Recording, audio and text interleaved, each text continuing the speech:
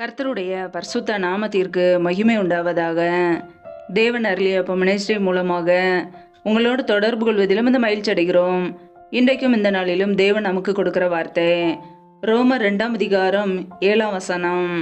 சோர்ந்து போகாமல் நற்கிரிகளை செய்து மகிமையையும் கனத்தையும் அழியாமையும் தேடுகிறவர்களுக்கு நித்திய ஜீவனை அளிப்பார். ஹல்லேலூயா. கிறிஸ்துவுக்குள் பிரியமானவர்களே, கர்த்தருடைய வார்த்தை சொல்லுகிறது சோர்ந்து போகாமல் நற்கிரியைகளை செய்ய வேண்டும் என்று. பிரியமானவர்களே, நம்முடைய வாழ்க்கையிலே நற்கிரியைகளை செய்கிற ஜனங்களாய் நாம் இருக்கிறோமா? நாம் சோர்ந்து போகாமல் நற்கிரியைகளை செய்யும்போது தேவன் நமக்கு நித்திய ஜீவனை கொடுப்பார். ஹல்லேலூயா. நித்திய ஜீவனை உங்களுக்கு தருவேன் என்று அவர் நமக்கு வாக்குத்தத்தம் செய்திருக்கிறார். பிரியமானவர்களே, நம்முடைய வாழ்க்கையிலே சோர்ந்து போகாமல் நற்கிரியைகளை செய்யும்போது பரலோக ராஜ்யத்தை நாம் சுதந்திரித்துக் கொள்ள முடியும். ஹல்லேலூயா.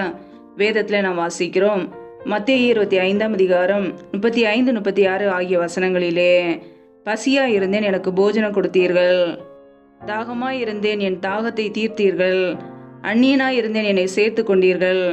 வஸ்திரமில்லாதிருந்தேன், எனக்கு வஸ்திரம் கொடுத்தீர்கள். வியாதியாய் இருந்தேன், என்னை விசாரிக்க வந்தீர்கள். காவலில் இருந்தேன், என்னை பார்க்க வந்தீர்கள் என்பார் என்று வசனம் கூறுகிறது. பிரியமானவர்களே, நம்முடைய வாழ்க்கையிலே பசியாக இருக்கிற ஜனங்களுக்கு நம்ம ஆகாரம் கொடுக்கிறோமா? தாகமாக இருக்கிறவர்களுடைய தாகத்தை தீர்க்கிறோமா? அந்நியனாக இருக்கிறவர்களை சேர்த்து கொள்கிறோமா? வஸ்திரம் இல்லாதவர்களுக்கு வஸ்திரம் வாங்கி கொடுக்கிறோமா? வியாதியாக இருக்கிறவர்களை விசாரிக்கிறோமா? அவர்களுக்கு வேண்டிய நன்மைகளை செய்கிறோமா? ஏழை எளிய ஜனங்களுக்கு நம் உதவி செய்கிறோமா? நம்மை நாமே ஆராய்ந்து பார்க்க வேண்டும். நாம் செய்கிற நன்மைகள், தான தர்மங்கள் ஒரு நாளும் வீண் போகாது. அது தேவ சமூகத்தில் இருக்கும். பிரியமானவர்களே, நம்முடைய வாழ்க்கையிலே நாம் சோர்ந்து போகாமல் நன்மை செய்ய அழைக்கப்பட்டு இருக்கிறோம். இந்த சிறியரில் எதை செய்தீர்களோ அதை எனக்கே செய்தீர்கள் என்று கர்த்தராகிய இயேசு கிறிஸ்து சொல்லியிருக்கிறார். பிரியமானவர்களே, நாம் ஏழை எளிய ஜனங்களுக்கு உதவி செய்வது கர்த்தருக்கு செய்கிற காரியம். அதை ஒருபோதும் நாம் விட்டுவிடக்கூடாது. சோர்ந்து போகாமல் நற்கிரியைகளை செய்ய நாம் அழைக்கப்பட்டவர்கள் என்று அறிந்து சோர்ந்து போகாமல் நற்கிரியைகளை செய்ய வேண்டும். ஹல்லேலூயா.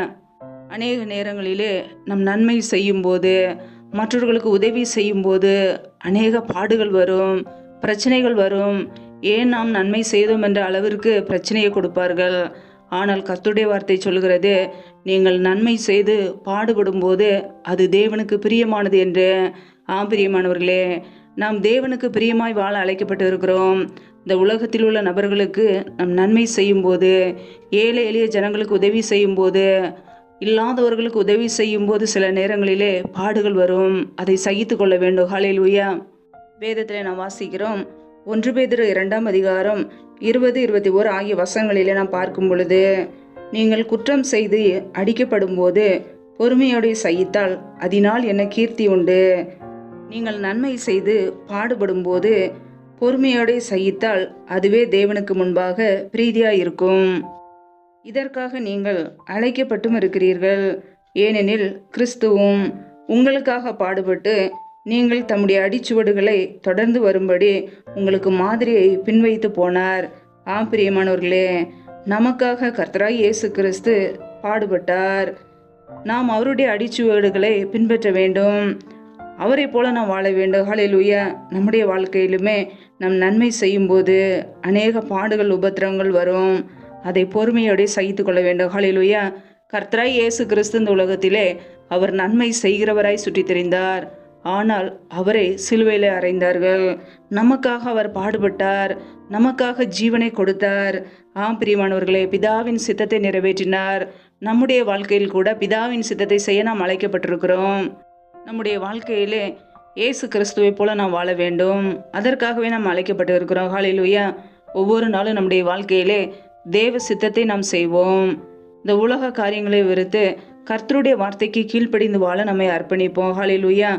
ஆசீர்வதிக்கப்பட்டவர்களாய், நீதிமான்களாய், பிதாவினால் ஆசீர்வதிக்கப்பட்டவர்களாய் பரலோக ராஜ்யத்தை நாம் சுதந்திரித்துக் கொள்வோம்.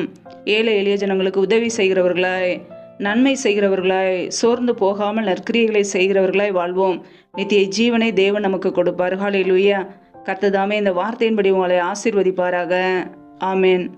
நம்மை நாமே அவருடைய சமூகத்திலே தாழ்த்தி அர்ப்பணித்து ஜெபிப்போம். ஜெபம். எங்களை அதிகமாய் நேசிக்கிற எங்கள் அன்பின் பரலோக தகப்பனே மெய் துதிக்கிறோம், ஸ்தோத்திரிக்கிறோம் அப்பா. இந்த நாளிலும் கூட உடைய வார்த்தைகளோடு எங்களோடு பேசினீரே, எங்களை பலப்படுத்தினீரே, எங்களை தேற்றினீரே, எங்களை சுகமாக்கினீரே, மக்கு நன்றியப்பா. ஒவ்வொரு நாளும் எங்களுடைய தேவைகளை சந்திக்கிறீரே, நன்றியப்பா. உண்ணவும் உடுக்கவும் தங்குவதற்கு இடமும் கொடுத்து எங்களை பாதுகாக்கிறீரே, நன்றி. இணைந்திருக்கிற ஒவ்வொரு குடும்பங்களையும் உடைய கரங்களிலே அர்ப்பணிக்கிறோம். என் தேவன் தாமே ஆசீர்வதிப்பீராக, பாதுகாத்துக் கொள்வீராக. பிள்ளைகள் செய்த தவறுகள், குறைகள், குற்றங்கள் எல்லாவற்றையும் மன்னிங்கப்பா. உடைய பரிசுத்த இரத்தத்தினால் கழுவி சுத்திகரிங்க. என் தேவன் ஆசீர்வதிங்க, உடைய நன்மையினால் நிரப்புங்கப்பா. எந்தெந்த குடும்பங்களிலெல்லாம் என்னென்ன காரியங்களுக்காக, தேவைகளுக்காக ஜெபிக்கிறார்களோ எல்லாவற்றிலும் நன்மையை கட்டளையிடுங்கப்பா.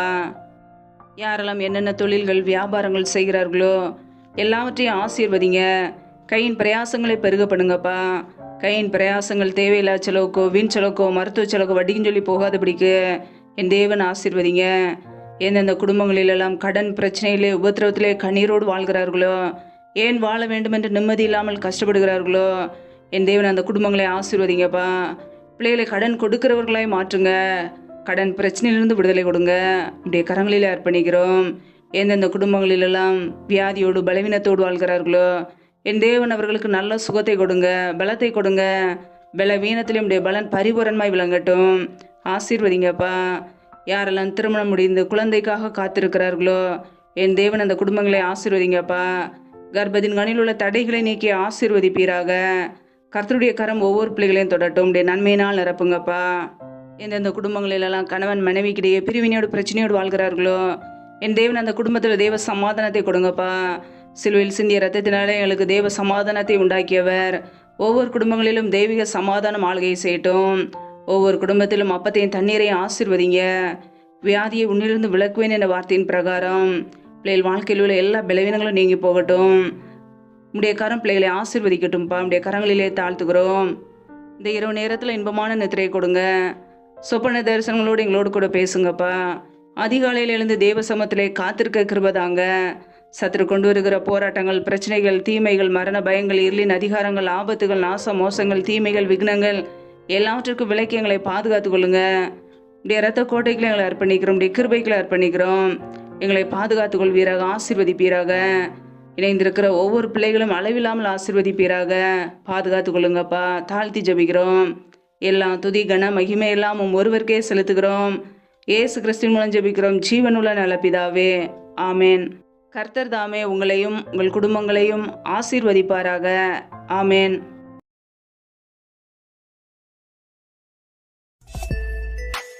Thanks for watching. Please subscribe our channel. Click the like and share. Click the bell. God bless you.